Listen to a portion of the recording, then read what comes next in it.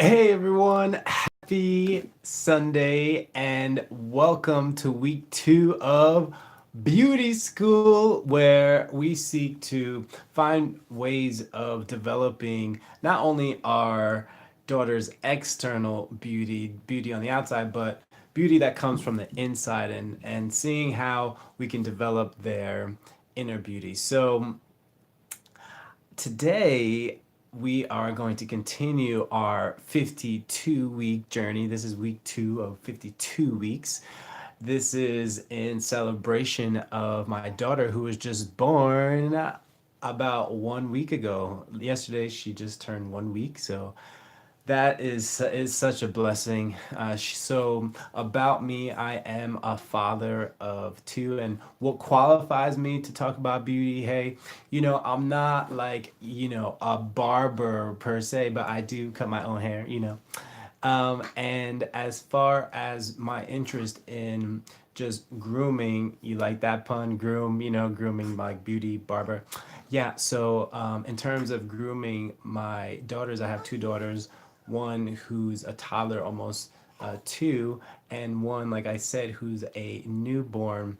I wanted to have a platform to discuss how we can encourage our daughters to grow in their character, not just in terms of their outer beauty. And I sense that not only parents, but especially dads, could use some direction in terms of what our roles are in terms of raising our daughters. So I hope that this will be an opportunity for discussion and for sharing and also just normalizing that a lot of us don't really know exactly what to do. And so I wanted to have this discussion around a guide which I thought would be a strong foundation in guiding us as to, what is, good character. And so I did, because my faith, I'm a Christian.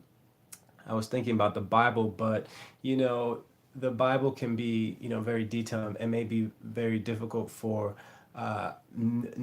people who have no are not familiar with the Bible. It may be difficult to use that as a guide. However, I noticed when I was reading this children's version of the Bible that the concepts were still there, but they were broken down so simply. I was like, this would be a good guide. So what we can do is week 2, last week 1, we talked about the story of creation and also about Adam and Eve and the two characteristics that beautiful girls have. They are creators and they are nurturers.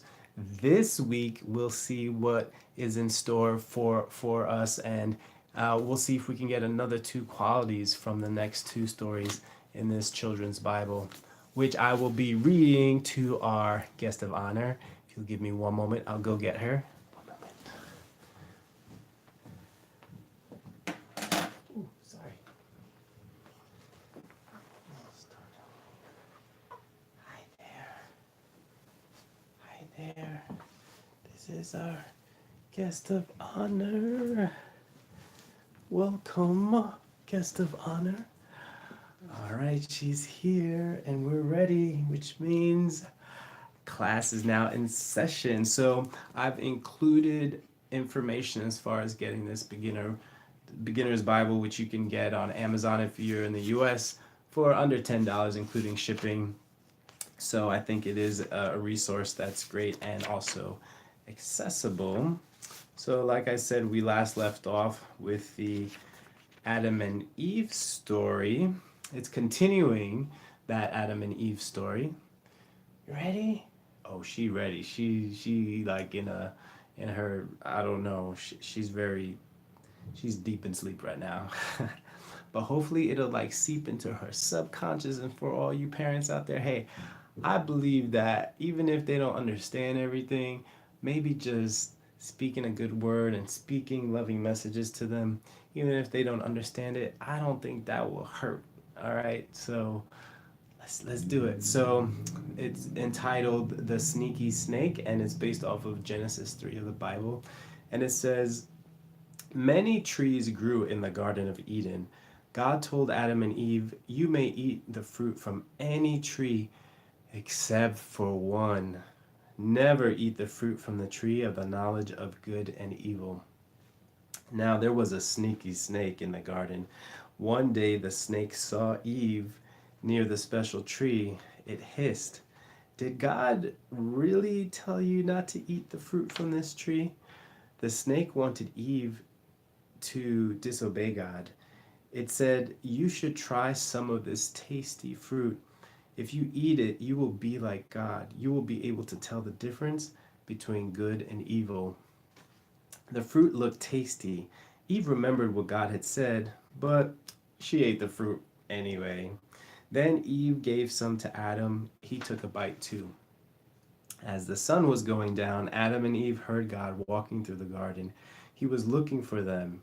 Adam and Eve hid among the trees. Like they could do that, right? Like you could really hide from God. Yeah, you guys are tripping. They were afraid, as they should have been, right? Um, no, okay. There's another place in the Bible where I believe it's Jesus who's telling others not to be afraid. So, and we're told not to worry. In their case, it's understood why they would be afraid.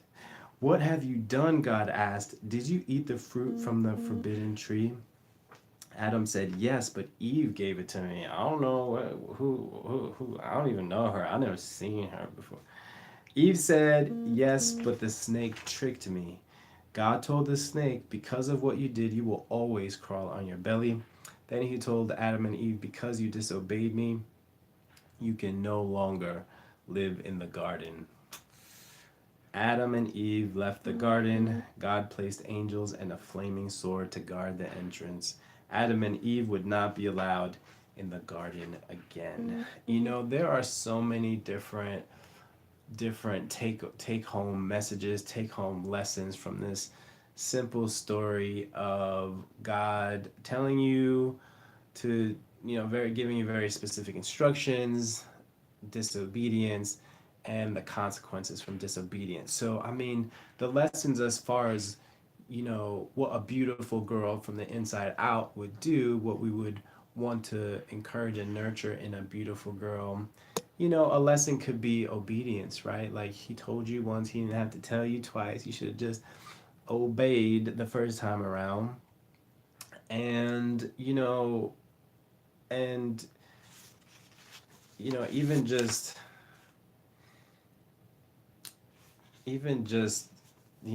blaming each other. What I wanted to take home as far as raising a beautiful girl, and from this story, I would say that beautiful girls assume responsibility, because I believe that our God is so merciful. Like of course there's that part where she messes up, right?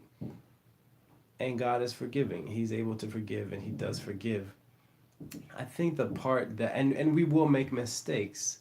So I almost don't want to say the point of this is like, oh, raise your daughters to never make mistakes, because that's just not realistic in my opinion. But I think one take home could be that as practical is when you do, if and when you do make a mistake, it's to train them to train your daughters to know that it's okay that they made a mistake, and to assume and accept responsibility.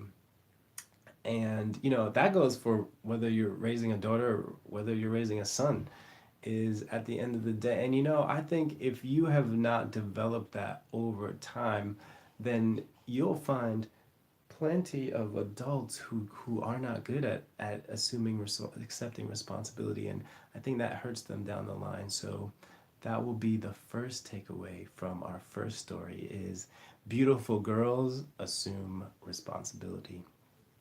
So the second story that we'll go into will be Noah's Ark, which is taken from the book of Genesis, from chapter 6 through 9. It says, "After Adam and Eve left the garden, many people were born. The people kept doing bad things, and they forgot about God, except Noah. Noah loved God. God was sad that everyone but Noah forgot about him. He told Noah about his plan to start over. 'Make yourself an ark,' God said. 'Here's how.' So Noah and his family began working on the ark. When it was done, God said, "Take your family and two of every animal into the ark." Animals creeped, crawled, hopped, and galloped onto Noah's new boat.